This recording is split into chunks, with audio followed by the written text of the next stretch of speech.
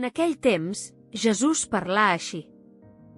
Us ho dic amb tota veritat, el qui no entra per la porta al corral de les ovelles, sinó que salta per un altre indret, és un lladre o un bandoler. El qui entra per la porta és el pastor de les ovelles, el guarda li obre la porta, i les ovelles reconeixen la seva veu. Crida a les que són seves, cadascuna pel seu nom, i les fa sortir. Quan té a fora totes les seves, camina al davant, i les ovelles el segueixen, perquè reconeixen la seva veu. Però si és un estrany, en lloc de seguir-lo, en fugen, perquè no reconeixen la veu dels estranys. Jesús els parlà amb aquest llenguatge, però ells no entengueren què els volia explicar. Jesús continua. Us ho dic amb tota veritat, jo sóc la porta de les ovelles.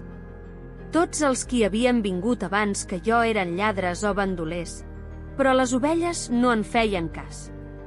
Jo sóc la porta.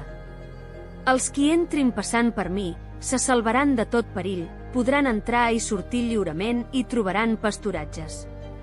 Els lladres només venen per robar, matar i fer destrossa.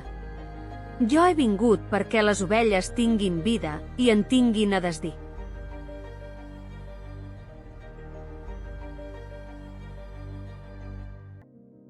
Aquest text mostra que la fe no és només seguir unes normes, sinó escoltar una veu.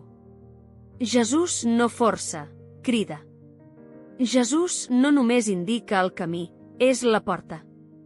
Entrar per ell és entrar en la vida. En un món ple de veus, la clau és discernir quina dona vida. La veu del bon pastor continua cridant.